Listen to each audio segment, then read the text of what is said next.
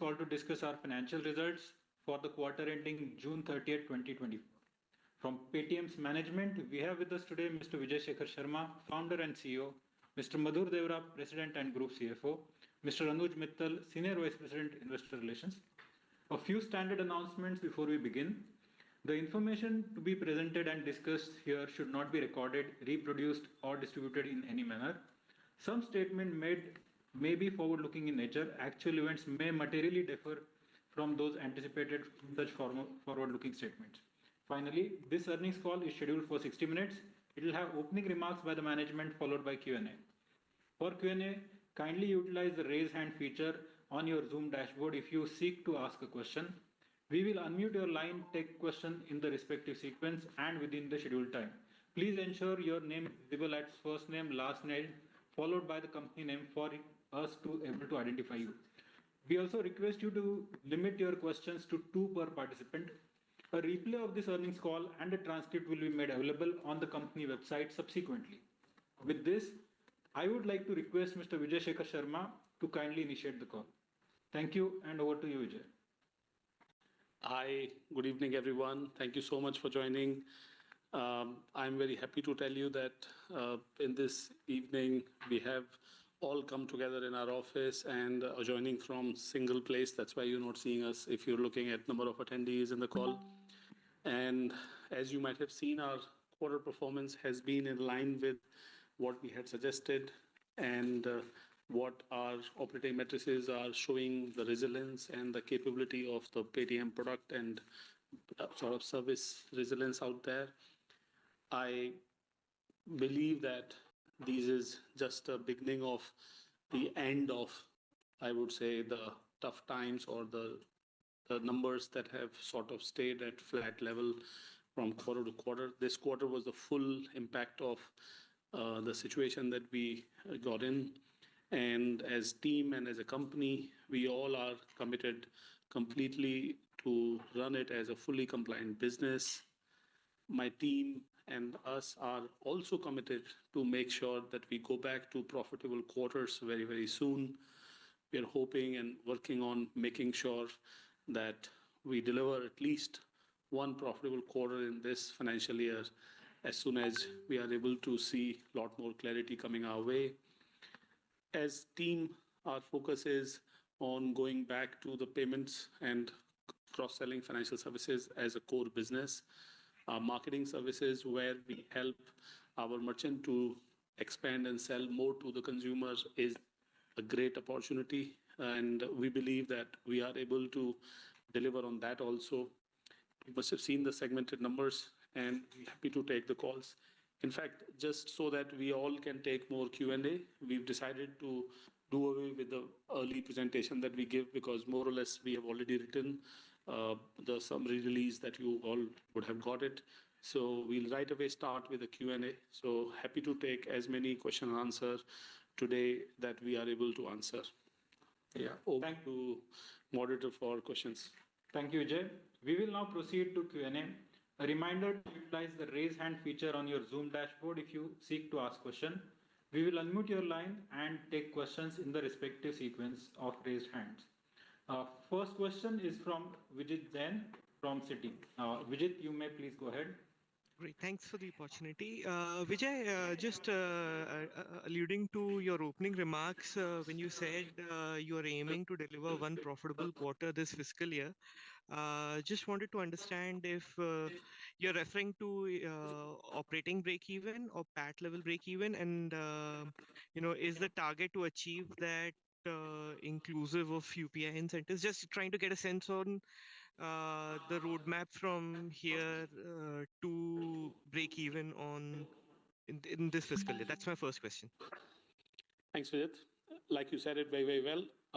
We are removing of the, obviously, I do believe that last quarter where there will be a lump sum UPI incentive, hopefully sizable again this year, we will definitely love to do that quarter should be profitable, but there is no doubt about it. We are looking at it without that extraordinary one-time item. So you can expect us to talk about a bit of break even before ESOP cost and before adding UPI incentive. Okay, great. Vijay, my next question is, in terms of the new user acquisitions for UPI, which you've not started since, and obviously, when you're able to do that, that should help you start to grow and claw back market share in UPI more meaningfully. I'm just trying to understand if there are any specific targets or roadmaps that have been set for you from NPCI before you can resume that.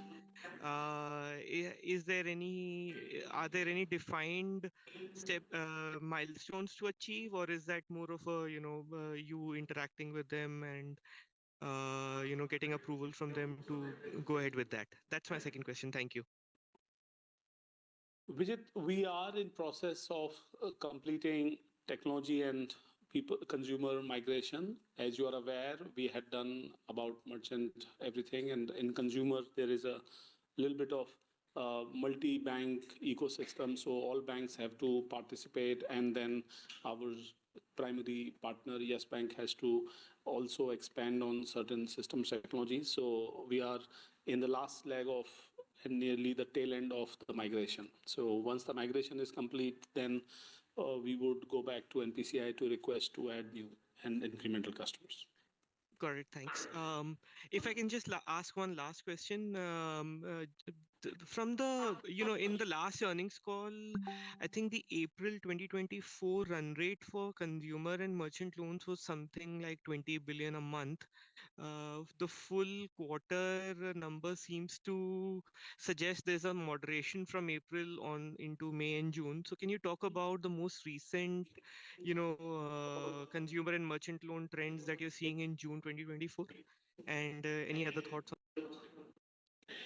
So Vijit, on merchant loan, we had suggested that there is a pent-up demand, and we knew that this pent-up demand would mean that there is a little bit of surge as soon as we opened up. But in due course, if you look at it, there are more number of users whom I believe will come, and our lending partners, thanks to the overall overarching credit environment, will get interest of our lenders. So I'd say that right now we are not looking at very aggressive growth in credit disbursement, thanks to our lenders continuing to pursue a prudent, according to how regulator is suggesting policies. But at the same point of time, this also means the quality of credit, etc., for them is coming out to be great as they're seeing the data on their side on the books, etc. So core philosophy, I'd say that we remain very, very disciplined with our lender partner, where we suggest them that they should be taking the decision which they want to take, and this is where we are. So net, we don't have much guidance to give, but that in due course, once the systems and technologies are back, as you know, that right now we are holding up in terms of new user or holding up in terms of incremental merchant, we have started adding that we have written.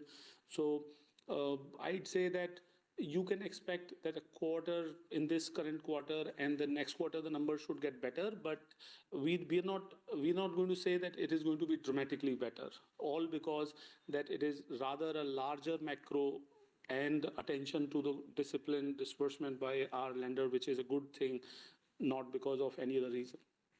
Got it. Thanks, Vijay. I'll jump back into the queue. Thanks. Thank you. Next question is from Adarsh. Hi, others.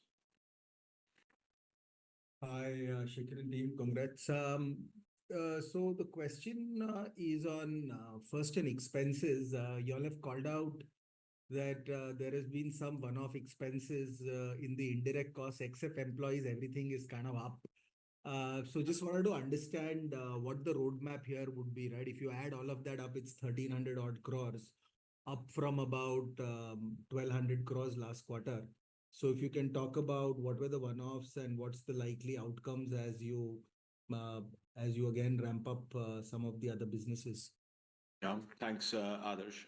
So there are four main components of indirect expenses.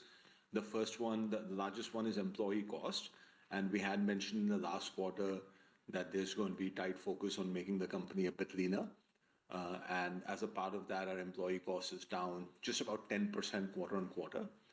We do expect it to go down over the next few quarters by another 5 to 7%. So on employee cost, have good trend lines. On the second cost is marketing expenses. Again, we had mentioned in the last quarter that our marketing expenses last quarter was significantly lower than trend lines. This quarter, we have spent a little bit more than we would normally. And that was really, we wanted to make sure we take this opportunity to inform all our customers and merchants that the services are working very smoothly without disruptions. And obviously, hopefully you have seen some of our ads that talk about how we are now powered by 4 banks. So that was the big campaign that we did, along with some BAU things. Going forward, I expect marketing costs in the rest of the year to be at a lower trajectory than what we did in this quarter on an average. The third cost is technology, software, what we call software, cloud, and data center. In that, we had some migration-related costs to third-party banks. So there were some one-offs there. Also, some of our contracts with our partners, with bank partners, work in a way where we bear some of the infra costs, but we do get a slightly higher share of UPI incentives. So that is something where the contract is just slightly different than the contracts that we had in the past. And finally, on other indirect expenses, we had some one-off provisions, largely related to our device merchants. We took this opportunity to look at our provisioning policy, and we have taken a very conservative provisioning policy on any trade receivables, particularly from device merchants. And anytime you tighten provisions, you usually have a one-off expense, and then you have that sort of taper down. I do expect the other indirect expenses to also come down very meaningfully starting next quarter. So that's where we are. So yes, you're right that despite the decrease in employee expenses, our overall other indirect expenses went up from 1,200 to 1,300 crores, but we expect that to come down. Overall, one-off numbers would have been to the tune of about 80 to 100 crores in this quarter. Perfect, Madhur. The other question that I had was on the lending side. What is your, you did mention that we should see a gradual scale up. Just want to know if you can break that up between merchants and PL. What kind of, grading up should one expect in due course? I think both of them have very different trajectories in some ways. The merchant cash advance business we've been running for 4 years, and it has been absolutely rock solid throughout. In fact, from what Vijay mentioned with respect to even further tightening and sort of credit policy discipline and so on, we're seeing some very good signs in terms of early buckets. So this business has always been a fantastic business for our partners and a fantastic business for us, and that continues. It's really just a question of, in this sort of credit environment, we're just, better safe than sorry sort of situation, where we just remain conservative. On PL, as you know from the last quarter discussions, that we are focusing largely on distribution of personal loans, and their efforts are underway to add more and more partners, both banks and non-banks. And as you have more partners, we should see more and more scale up. And I think the key focus there is to build as much, one of the focus is to build as much diversification. So, I mean, both of these businesses should grow, like Vijay mentioned, but sort of for different reasons. And my last question, Vijay, is on the devices. Your commentary says you get back to adding a lot of devices that you used to in 24, which was about 13-14 lakhs a quarter. So is that the run rate that you're talking about once you get into the second half? Well, I don't know whether it will be 13-14 lakh per quarter or less or more, but I can tell you that what we are seeing is that as far as our understanding of the market is concerned, there were a lot of devices that had got inactive, and we used to pick them. That is why we net them. and we are finding that we could pick those devices and deploy them back. That is why one of the big reasons that our capex will be lower, but we will be able to get more money also. So when you say 13-14 lakh, I think healthy number would be more like million a quarter instead of 13-14 lakh. But who knows? We could just in a festive quarter aggressively go there. Got it. So yeah, probably what I meant is you get back to like adding 8-10 lakhs a quarter in due course. वो करना चाहिए. Perfect. ठीक है. This is good. Thank you. Thank you. Thank you so much. Next question is from Lokesh Manik of Vellum Capital. You may please go ahead. Yeah, hi. Just a couple of questions. One is on the technology. So, sometime back I have heard that, our uptime is quite high compared to the competitors. And I understand one of the reasons is that we have a in-house tech stack, which was earlier sitting in PayTM payment bank.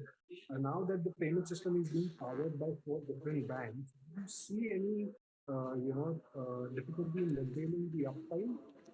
First question. A short answer that we are adding our technology to the partner banks. We are powering our partner banks with our technology. Understood.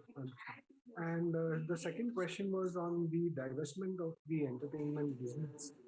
So should we expect the software and data cost? Should we expect? Clarify again. Yeah, do you expect a fall in your software and cloud and data center cost? Oh, that business, I hear what you're saying. So let me tell you, the biggest cost in software and data center is actually order of magnitude bigger from payment processing or payment pipe. I mean, total number of transaction, as you can guess, the computing is in reference to the number of query that we'll send to the cloud. The total number of transactions for all of these various marketing services will still be less than 5% of total cloud cost. So it won't be at all material, even if we look at one category of line item over other, because rather largest cost goes in number of payment processing that we execute at the back end. Understood. That's it from my side. Thank you so much. Thank you. Thank you. Next question is from Pranav Gundapalle from Bernstein. Pranav, you may please go ahead. Hey, thanks for the presentation. Just a couple of quick questions. I think first is on your payments margin, just the processing margin. There's obviously a sharp decline versus, say, the December quarter. What are the biggest drivers apart from the loss of certain products? Are there any other factors driving this decline? So primarily, I think we'd given some details in the last quarter earnings as well, so I just referred to that. But just to answer your question, most of this decline is due to the higher profitability that we had from the products that were discontinued, particularly wallet. So we had mentioned that we expect the non-UPI to be again 15 to 18 basis points, as it was a couple of years ago actually. But so that was one component. The second is again in our deal with third-party banks such as Yes Bank and HDFC Bank and Axis Bank and so on. Our commercials are slightly different in the sense that we do bear a little bit more of payments costs, but we get a slightly higher share of UPI incentives. So on an overall basis, we do about the same, but the running costs are a bit higher. And we have given some mix numbers as well that we expect this to be 3 to 3.5 pips a quarter. But excluding UPI incentive and including UPI incentive, we expect that to be 5 basis points plus. Understood. So the 4Q UPI incentive would be much higher now, and therefore the full year gap would be a lot lesser than the gap we are seeing in the individual quarters. Is that fair to say? Yes, I think there is an offset there. But again, we were earlier at between 7 to 9 pips. And I think in last quarter earnings, we did say that we'll be closer between 5 and 6 pips going forward now. Understood. Thank you. That's all. Thank you. Thank you. Thank you, Pranav. Next question is from Rahul Jain of Dolat Capital. Rahul, you may please go ahead. Yeah, I hope I'm audible. Yes, you're audible. Yeah, since that we have not shared any specific guidance for Q2, it would be still great to understand some specific color in case how are we trending in recent months versus, let's say, quarterly average, maybe in terms of ARPU in devices, loan run rate, or any other metric you would like to share upon. Rahul, as far as device revenue per device, etc., are concerned, like we were told, you could see the revenue, and that's there very much in line. So what other line item ARPU we should be talking, considering that what we do not have, we have indexed it. If you notice, from January, the GMV or the transaction volume net of what products that we cannot carry, namely the products that we cannot carry, I want to remind you, are wallet, rent payment, and in last month's credit card bill payment, BBPS, and direct connectivity was in India resetted that you cannot take that directly. So quoting ARPU, obviously beyond these products, ARPUs are in the same range. In fact, rather what we are seeing and what able to do is that we are able to increase ARPU per customer, whether it is consumer or merchant side. We are able to do better cross-sell. So internal company has been aligned in a cross-sell method mode where that there should be an attention to cross-sell in a more attentive ways. So expect ARPU of net of those products stable, and then adding the various line items and increase in ARPU in the next few quarters. Right. And yes, sorry. Shall I continue? Yeah, please. Yeah. So the second question was to understand, what are the thought process behind there was this release that we were possibly trying to develop some part of the marketing related to events and how we see uh, improving better focus in payment and eventually how we see from a time perspective given that some product has been constrained at this point. What are the broader thoughts? Is it more about very sharp on fewer things at this point and those expansions can be a much later part of the Rahul, one thing that I personally take care, and I'm putting every line item of a business under review, is that if it takes attention and resources, and if it does not contribute towards the bottom line in a growing bottom line manner, then why are we doing it? That's a simple approach. So I think I'll just add to that. We want to focus very sharply on places where there are ecosystem benefits to us. Payments clearly being the core business of ours, and then there's financial services. And even if you look at what we call marketing services, those are areas where we basically have payments merchants who we can do more and more business with. So that is one filter that we use. The second filter that we use, like Vijay said, is sort of what is the contribution to our overall business. And the third is what are the avenues available for us for maximizing shareholder value. So basis all of these, certain businesses are evaluated from time to time. And this is an evaluation that we are doing right now. Right. And this, give us a 35% kind of Rahul, your network is not perfect. We are able to. It is tough to understand the question, so maybe a little louder or nearer or something has to be done. Yeah, is it any better? Yes, definitely. Yeah.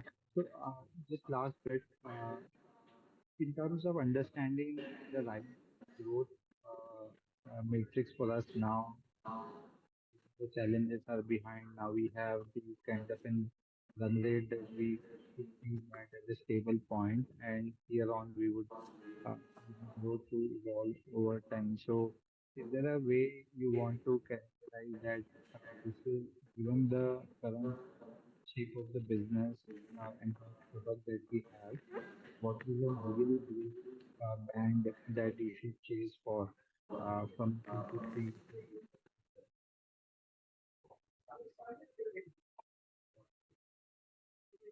Rahul, if I've understood, and I'm answering so that if there is something that doesn't get answered, please do revert back. Overall, we have shown the stability, and like we are talking, our merchant base growth is expected because we are already onboarding merchants, while on consumer side, we are awaiting onboarding. So one is that is a TAM, total addressable market of cross-sell, to be enhanced on a platform, which is the number of user or merchants, which is the total addressable customer base on the platform. Number one growth metrics is this. And number two, because we have had, and we are lucky to have such a resilient customer base or trusted customer base on our platform, which is more than enough for monetization, to be honest about it. We believe that we need to cross-sell various financial services and help merchant get various marketing services better. And that is the key KPI that we need to look at. So more customers and more cross-sell per customer, as simple as that. And among the cross-sell, obviously one of them that we've done over the past and we still continue to do is credit, while insurance and wealth are pending at a scale. And in marketing services, we've shown what we can enable to the merchants, and we have few more line items that we are expanding and have seen those line item ongoing with merchants. So more merchants and consumers, basically more customers on our platform and more cross-sell per customer. Thank you. That's quite all. Thank you so much. Thank you, Rahul. Next question is from Bhavik Dave of Nippon Mutual Fund. Bhavik, you may please ask a question. Yeah, hi. Thank you for the opportunity. Sir, two questions. One is when we look at our employee expense decline that we've seen quarter on quarter basis, it roughly looks like 50% of the fall has come from your 5,000 odd fleet on street that have gone off, and the remaining is from your other employees. Just wanted to understand, when you talk about 8 to 10 lakh odd merchants that we'll add, like maybe from the festive quarter onwards when things normalize, will we be okay with the 31,000 odd people that we have fleet on street, or we'll have to maybe pull that up back? How do you think about it? Because that's reasonably contributed to your employee expense going down. So just wanted to get your sense on that. Avik, we had a fast-tech sales team, and we have optimized on that side. While our merchant sales team continues to be augmented, you will see increase. Okay. So this number will be around this 31 to 35,000 odd people. Expect continuous growth, and at festive season, all being good, we will be bigger in this count. Okay. And sir, second question is on the other indirect expenses which Madhur sir alluded to, and there's a 75-80 odd crores kind of increase. I didn't get the entirety of the answer, in the sense what exactly is this 75-80 crores, and that seems to be the one-off for the quarter, right? Like in terms of increase in indirect expenses. If you could just throw a little more light on that. And the question was overall in indirect expenses, Right. not just on other indirect expenses. Correct. So what I was saying is that if you just had to look at one-offs, then there are some infra expenses that we have incurred as a part of the transition. And the second is that we have tightened our provisioning for aged receivables, specifically for device merchants. Okay.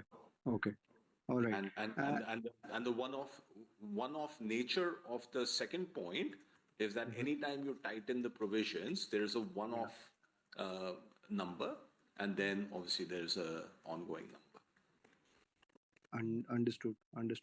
That's useful here. Thank you so much. Thank you. Of course. Thank you. Thank you, Bhavik. Next question is from Jayant Kharote of Jefferies. Jayant, you may please go ahead.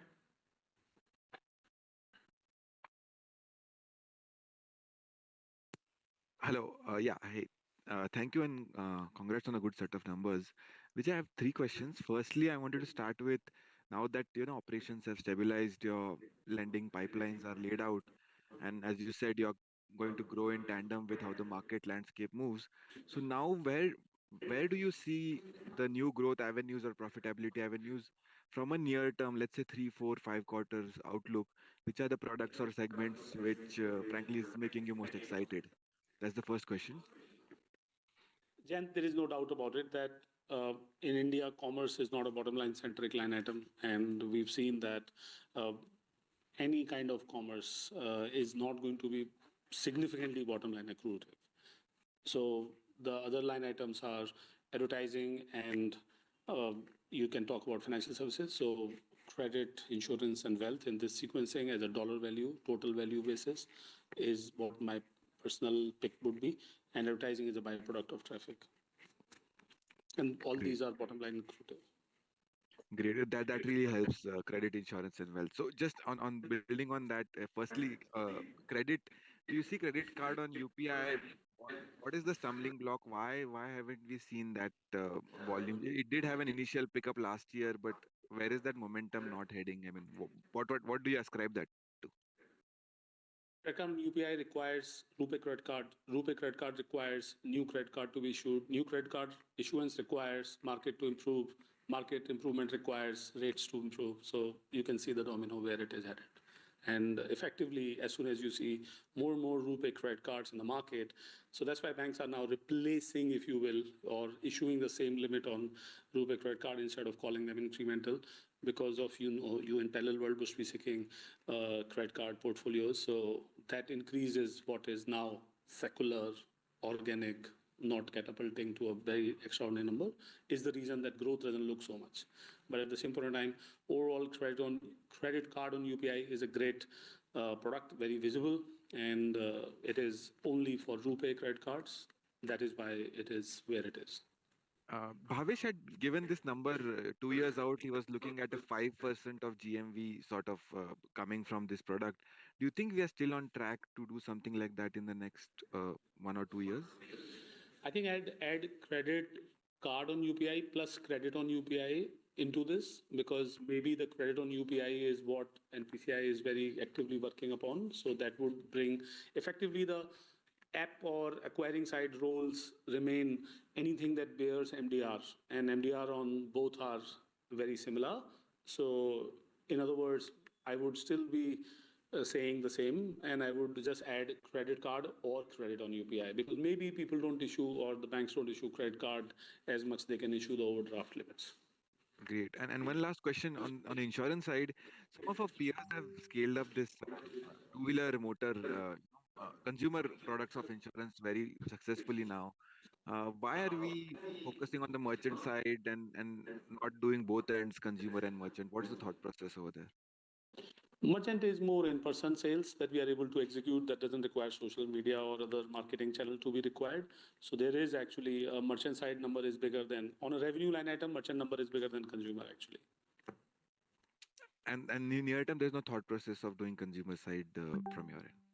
No, we'll do it. I mean, health is something that we are trying and we are seeing good product build up. So we will, and we are, like I told you in sequencing credit, insurance and wealth, there as a dollar value increase, while wealth is maturer product for us. So we would do more wealth and insurance wise, like I said it, we are now building towards more consumer side and bringing that as an attention point. Great. Thank you very much and congrats once again for a great setup. Thank you so much, Jayant. Thank you. Thank you, Jan. Next question is from Grishma Shah of Envision Capital. Grishma, you may please ask your question. Yeah, excuse good evening to the management team and thanks for the opportunity. Uh, uh, just wanted to know your thoughts. Partly you addressed it, but if you look at the payment to consumer line item, 84 crores of revenue this quarter, roughly. We don't have wallets, we don't have FASTag. Postpaid loans may or I mean, may come back in the future. So while we understand that you want to cross-sell, you're waiting for approvals to bring in more consumers here. Very tough to estimate when will the wallet piece come back? So if you could give some idea on that. Ma'am, first of all, you very well have zoomed in, and these are the factors. I would rather add and correct few more factors. So consumer payments, number one, wallet. Number two, rent payment. Okay. And number three, like you said, postpaid loans, which were interchange revenue, right? These Yeah. three are the bigger consumer side of the products.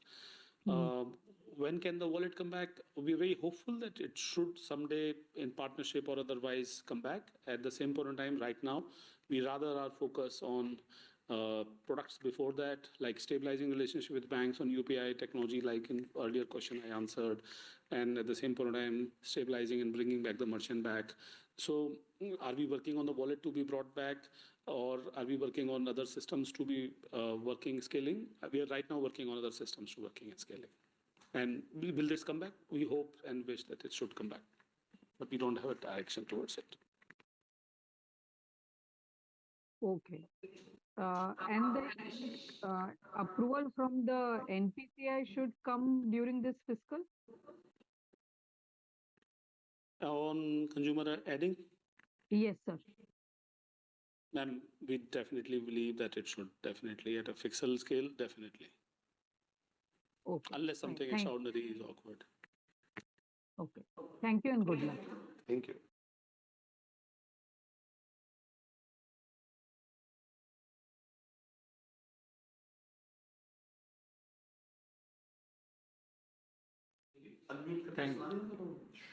Thank you, Grishma. Next question is from Ashi Anand. Ashi, you may go ahead with your question. Yes, hi. I actually had a question for a bit of an extension of Grishma. If we look at the consumer payments GMV, X the discontinued products, this is down about 20% from an index perspective. However, consumer payments revenues are down 80%. Just want to understand, can all of this be ascribed to higher profitability on the 2 or 3 products that have been discontinued, or are there any other factors at play? You very well said it already, that the products that got discontinued were very highly profitable. Okay, excellent. Thanks a lot. Thank you. Thank you. We have repeat questions from Vijay Jain. Vijay, you may please go ahead. Yeah, thanks. So just two questions. One, I just wanted to, get a sense of, you've obviously telegraphed that you look to cut 400 to 500 crores in annualized employee expenses, and you have pretty much done that in this quarter, if I look at December versus June quarter. So is it fair to say that most of the actions that you needed to do on the team side are now behind? And you would look to grow team in line with how the product evolves from here? Vijit, I would add one extra line item here, that the total impact that can be visible in finances is actually, as you can understand, there are notice period, etc., etc. So that is yet to come a little bit more. Okay, great. Got it. Thanks, Vijay. And Vijay, my last question, with the devices thing, you and Madhur mentioned about the aged receivables impact because of some devices which went inactive and then you redeployed them. So I'm just trying to understand, during this whole last 6 months, you would have had some merchants drop off from devices. Were you able to recover most of these devices from merchants who dropped off and redeploy them, or were there some devices that you would also have had to write off?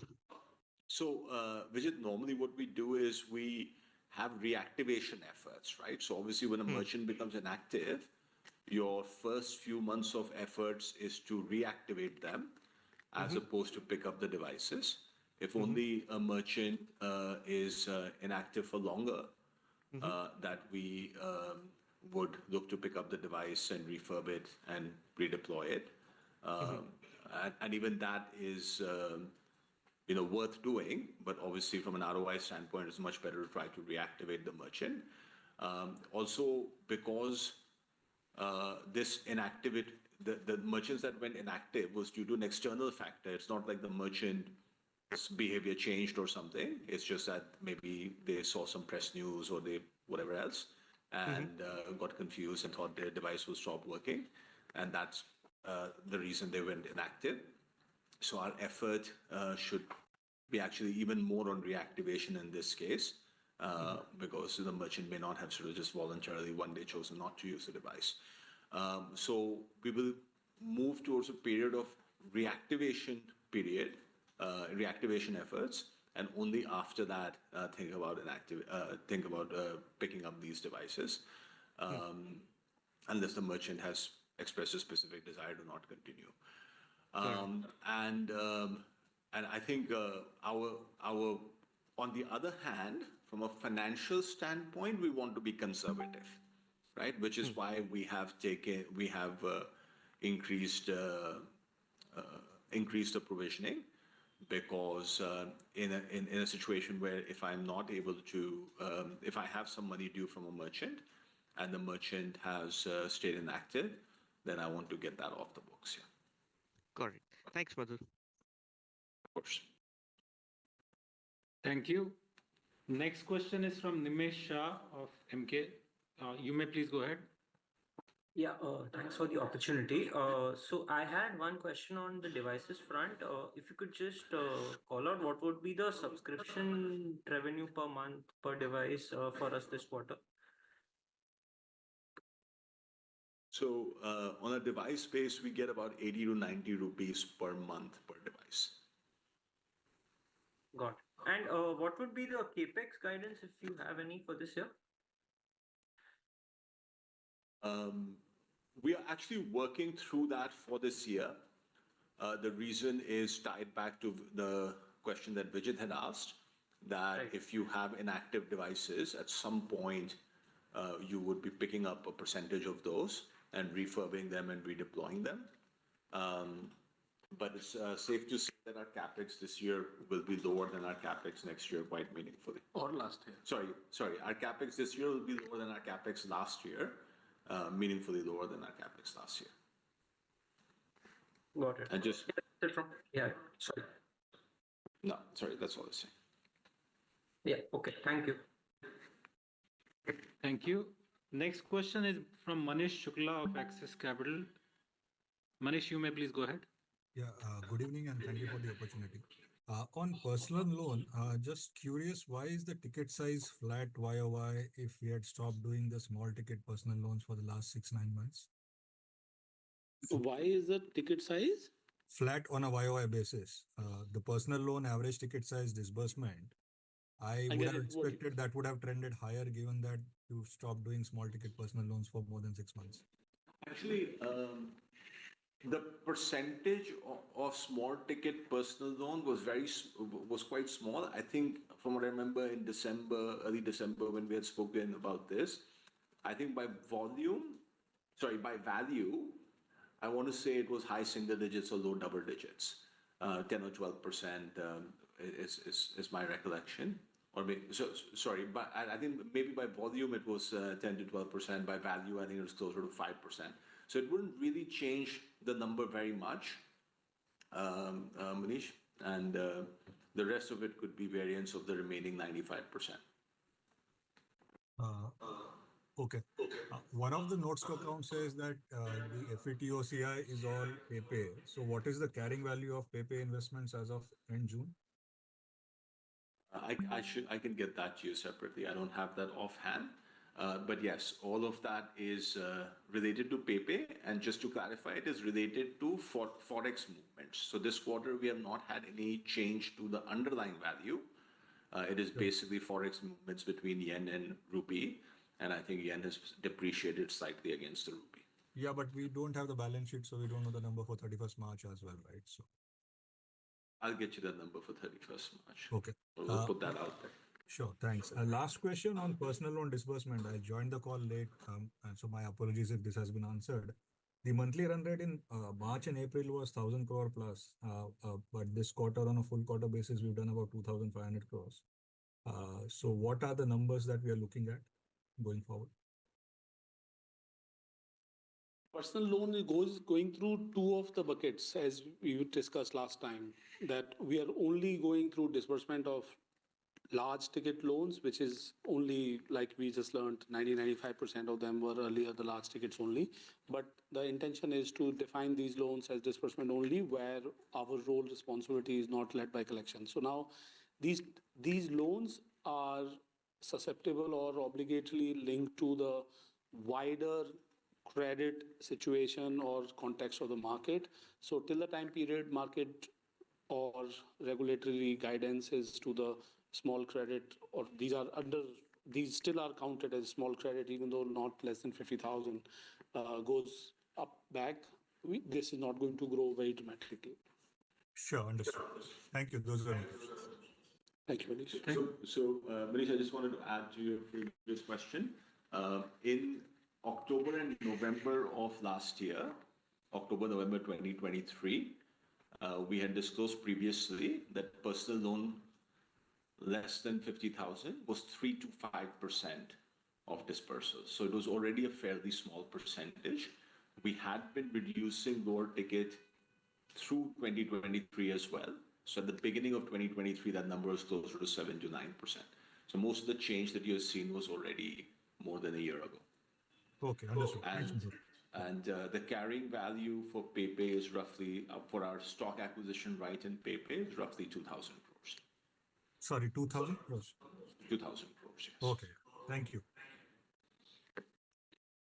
Thank you. Next question is from Sumit Kariwala of Morgan Stanley. Sumit, you may please go ahead. Yeah, hi, good evening, everyone. Thanks for the opportunity and great to see the business stabilize now. As we do that, I had a question from a medium-term perspective. If you can highlight what would be the sustainable growth rate from a 2-3-year perspective, where would contribution margins and EBITDA margins kind of stabilize from a 2-3-year perspective? Nothing for fiscal 25-26, but if we take a 2-3-year outlook, how should we think about the business now post all the changes? Well, Sumit, first of all, thank you so much. We believe that it should be growing very comfortably now that the base would become smaller. If you notice that we were able to do very healthy 35+% growth any which ways on a larger base. So you can build it, or we can at least expect bettering that number. So I'll just add, I think if you think about the payments business, the GMV growth is very strong, and especially on merchant side, our position is very strong. And before these events, we were actually growing market share quite meaningfully. So while we have had some reduction in market share from, call it, February to May, there's no reason why we should not be on an increasing market share trajectory as well. So I feel pretty good about, obviously, the overall payment volumes in India, going 30, 40, 45% comfortably, and then our merchant side share increasing as well. So that's on the payment side. On loan distribution, obviously one has to be very, very, very cautious through the cycles as we have been. But even if you had to sort of put aside any recovery-related tailwinds, again, growing loan distribution business, given how low our penetration is by 30 to 40%, is the sort of thing that we should be aiming for. I think, Vijay, in the document we have talked about in our key focus areas, also insurance and wealth, which are not massive contributors to our business right now. I think together they are probably about 3 to 4% of revenue, of our overall revenue. But the reason why we're talking about those is there are places where we are allocating resources, not from an FY25 perspective, but really from sort of future growth drivers perspective. So we think that they can add percentages to our top line. In terms of margins, obviously we are currently now on path back to recovery to profitability, and Vijay talked about at the beginning of the call. Medium term, we do want to get to sort of high double digits, so close to 20% EBITDA margin. And I think the overall platform can do much better than that. But over the next, if you had to say over the next 3 or 4 years, that's what we should be aiming for. Yeah, and just one small follow-up. Broadly, this 15-20% range should be a fiscal 27 kind of a event. I know there's, I'm asking a tough one, but just trying to Yeah. think whether it's fiscal 27, 28, 29, or in a sense, because things are stabilizing now, fiscal 26 and fiscal 27, if they're good, fiscal 27 could be that kind of a year, or it's further Yes. out. Yeah, fiscal 27 and fiscal 28, those are the ranges we should be in. And I think longer term, we can be higher. Perfect. Thanks a lot for this. Thank you. Thank you, Sumit. Next question is from Aman Veej. Aman, you may please go ahead. Yes, good evening, sir. My first question is so basically on the merchants, the penetration of the devices. So this number used to be around 10%, which has now moved to around 25%. So could you talk about how much higher can this number grow to? I'm sorry. Overall merchant base penetration was 10%. Yes. Is that what you're saying? Yeah, it was 10% 2 years back. Now it is around 25%, right? 20 out of 4 crore, we have 1 crore devices, 4 crore merchants. Oh, got it, got it, got it. So obviously, right now there is no doubt about it that we were redeploying or capturing the current merchant base, visiting them, and then when you revisit, then you find out that they are a Soundbox customer. So you're looking at it at the same point of time. There are both numbers increasing. The overall TAM of number of merchants which are paper QR, and then number of merchants that are Soundbox. And I think that now there is a new trend in India that the new shop is happy to take a Soundbox day one. So in other words, we would be able to get a subscription paying merchant on the day one instead of earlier where they used to have a QR code based transaction volume and then graduate to Soundbox. So this percentage is not the funnel mathematics. Basically, Aman, I'm trying to say, we basically we could be deploying hundreds of thousands of merchants which are first timer on PayTM platform with directly device. So the question is little long term, say 1 to 2 years down the line. Do you think this number, which is 25% now, can it move to even 30 to 40%? Because like you are saying, it rather should be 100%. Yeah, the incremental will be 100%, but overall out of... I mean, overall, like I said, that any which ways, the number of merchants that take payment using Soundbox become higher, transacting merchant and so on. So we prefer to onboard merchants or transfer merchant to Soundbox. So, I mean, this penetration percentage, we don't look at it like that. And like I told you why, because we rather believe this merchant who's paying a subscription is a better merchant. Makes sense, sir. Next question is on the Soundbox part only.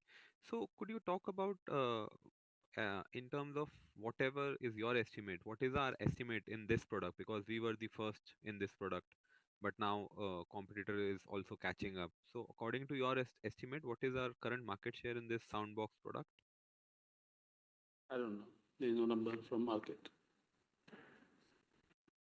I mean, there is nobody who captures total Soundbox deployment. Sure. And for our mix in terms of the POS machines and Soundbox, is it still more towards Soundbox or has the shift moved towards the POS machines? As you said, we are pioneers of Soundbox. We will expand on Soundbox and add card to that instead of making EDC pick up a Soundbox.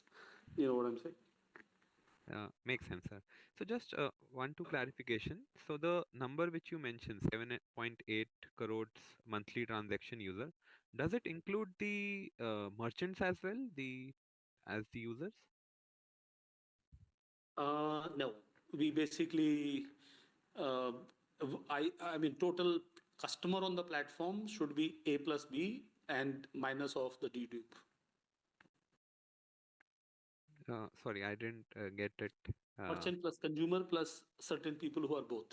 That removing those. That's what I'm saying. So the number does not include like that. Okay, so no double counting, but it includes the number of merchants we have as a transacting user.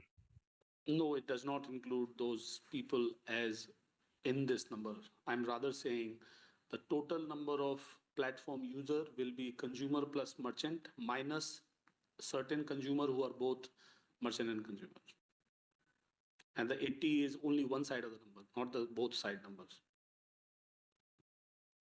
Okay, sir. The Yeah. point I'm trying to put up is that we are not talking active merchant into our active consumer count. We call it consumer, not customer, while customer on the platform is consumer plus merchant. Okay, that makes sense.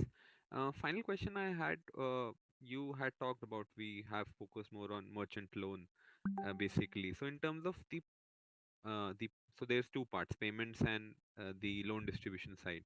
Again, the question is on the market share. In your understanding, what would be our market share in this merchant loan payment systems? Sorry, can you please repeat the Again, Aman, we do not know of who else do it or how much they do it, and banks directly do it, and other NBFCs do it. So we can't say a market share of merchant loan to merchant. You know what I'm trying to say? There is no unit there is no denominator which we know of to the numerator of our number. So, someone just to be clear, on these calls, we want to stick to sort of published information, and some of the questions that you're asking, we don't really have published information on. And, like I said, we're pioneers of this product and we high conviction on this product. So we just continue to expand the market. And there have been interesting learnings along the way, like Vijay was saying, that earlier merchants were upgrading from QR to Soundbox. Now the merchants want Soundbox as perhaps their first payment product and so on. So that's the bottom up opportunity that we see and feedback that we execute on. We don't really have, there might be research out there, but we don't really have market share information to share. Sure, sir. Yeah, these were the questions. Thank you. Thank you. We will take only two questions, two participants after this. We'll start with Deepak Mehendiratta. Deepak, you may please ask your question.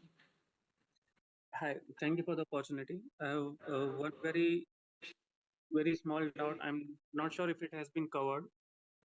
How do you see the sustainable take rate on the financial instrument, on the financial lending side? And apologies if it was covered earlier. I think we mentioned in the last earnings release that it's 3 to 3.5% this part. You're talking about, just to clarify, you're talking about take rates on loans, right? All right. Thank you. Got it.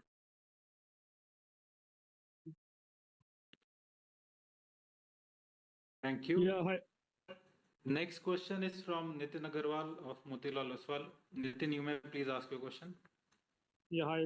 Good evening, everyone, and thanks for the opportunity. I have two questions. One is first, if you can talk about how has been the success rate in reactivation of dormant UPI customers, because we have lost a fair bit of customers over these months.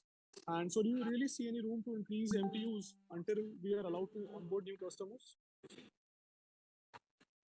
Rather, there is a little bit of month-on-month increase, but not material enough. There is, yes, Nitin, short answer, there is. And by the way, the total TAM of people whom we could bring back is about 183 million. Okay. And how has been the success rate in so far in your engagement with the customers of this 183 million? Therefore, what is your sense? Overall, if you remember last time I was saying that we were interested in materially valuable customers. So materially valuable customers are those who can monetize and so on and so forth. And we are also augmenting our product. As you are aware that right now the product backend is something that we are working with banks. So we have not gone aggressive, basically. Short answer is that.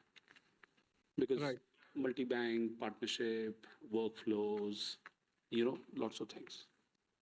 Okay, sure. And this take rate guidance that you have suggested, 3.5%. So, but at the same time, you're also looking to expand into the secured lending products.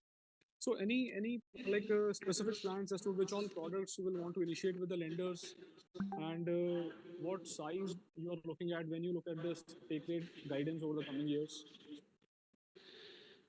I think take rate guidance on loan is, as you are very well understood, that it is dependent on the product mix. It is not like a disbursement mix.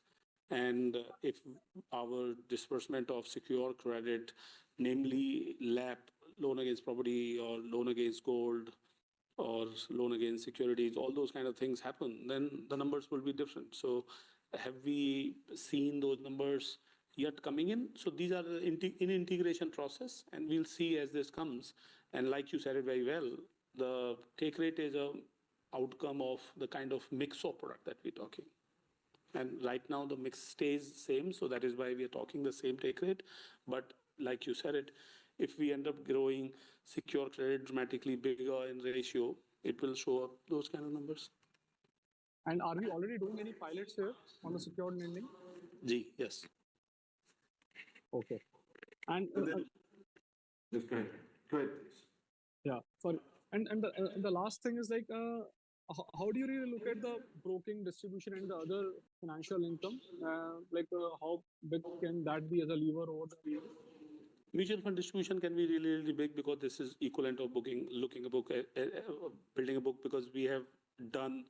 There were two kind of business models in mutual fund distribution, as you're aware, which is direct or where the platform charges the fee or earns income. So we have started to expand on the fees income kind of model, and the numbers are growing very, very well. So I do believe that mutual fund distribution and insurance distribution over the period will become the third leg, like payment, credit, and mutual fund distribution, or plus insurance distribution. And insurance distribution, we've been able to find both side takers, consumer and merchant. Right. Sure. Thanks, Vijay, so much. Thank you. Thank you. Thanks Thank you, a lot. Nitin. Thank you, Nitin. Thank you. That was the last question. Earnings call and the transcript will be made available on the company website subsequently. Thank you all for joining. Thank you, everyone. Thank you so much for joining. Bye-bye. Have a good day.